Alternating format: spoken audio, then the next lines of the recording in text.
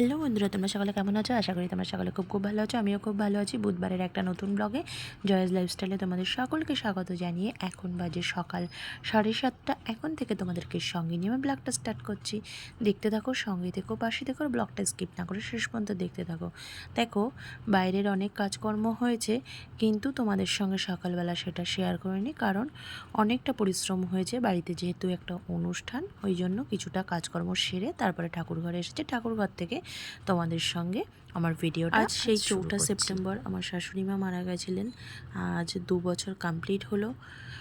তো 2 বছর হয়ে গেছে। 1 বছর হয়ে গেলে তো বছর ক্রিয়া হয়, সেটা বড় করেই হয়, করেছিলাম আমরা। কিন্তু সেই দিনটাকে স্মরণ করে আমরা আজকে আমাদের পাশের যেসব আত্মীয় আছে তাদেরকে নিয়েছি। সবাইকে নিতে পারিনি, একটু নিজেরা ঘরোয়াভাবে কীর্তন করব, আর ঘরোয়াভাবে একটা নিরামিষের আয়োজন হবে।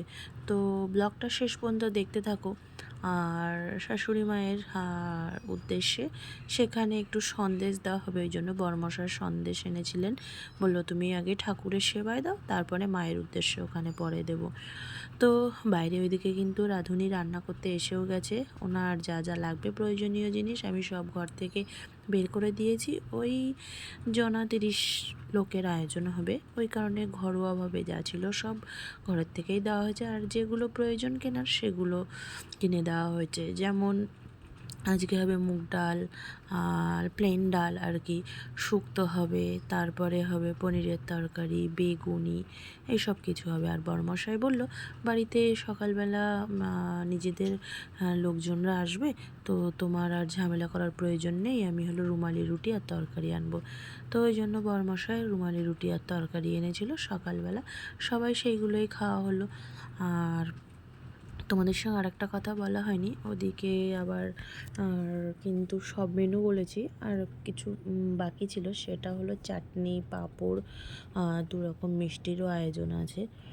তো ওইদিকে তো আমাদের আয়োজনটা চলছে, আর এইদিকে দেখো ঘরোয়াভাবে কীর্তনের আয়োজনটা যথারীতি শুরু হয়ে গেছে।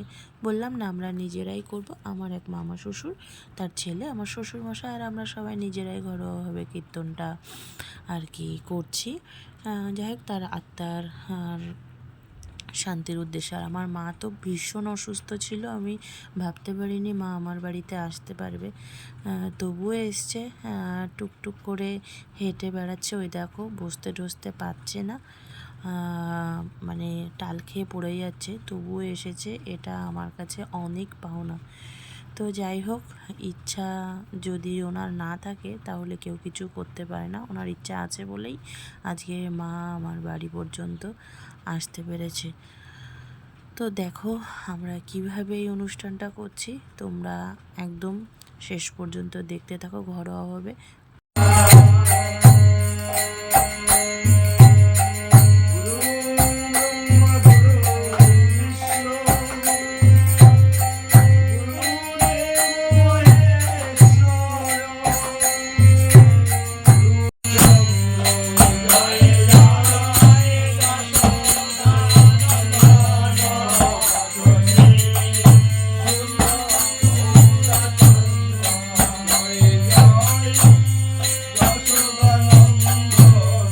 ওদিকে 2টো বেজে গেছে, বড়মশাই বললো তাড়াতাড়ি কীর্তনটা শেষ করতে, ওই জন্য কীর্তনটা শেষ করে কিছু কিছু লোক আর কি বারান্দায় বসিয়ে দেওয়া হয়েছে।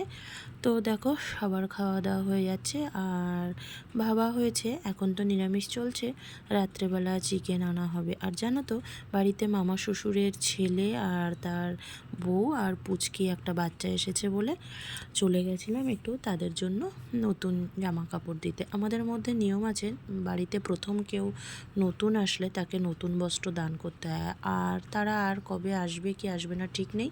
আমার ওই যা আবার একটা কাজ করে ব্যস্ত থেকে যায়, ওই কারণে তাদের জন্য একটু কিছু আর কি জামা কাপড়ের আয়োজন করতে গেছিলাম, তো দেওয়া হয়েও গেছে। তারপরে রাত্রে চিকেন এনেছিলাম, খাওয়া দাওয়া হয়ে গেছে সবার, মানে একসঙ্গে খুব মজা হয়েছিল। কিন্তু সেদিন আর রাত্রেবেলা তোমাদের সঙ্গে শেয়ার করার নেই। এটা হলো বৃহস্পতিবার সকালবেলা। আর বৃহস্পতিবার সকালবেলা জানো তো ভাত রান্না করেছিলাম আর চিকেন ছিল, ওগুলো খেয়েছিলাম।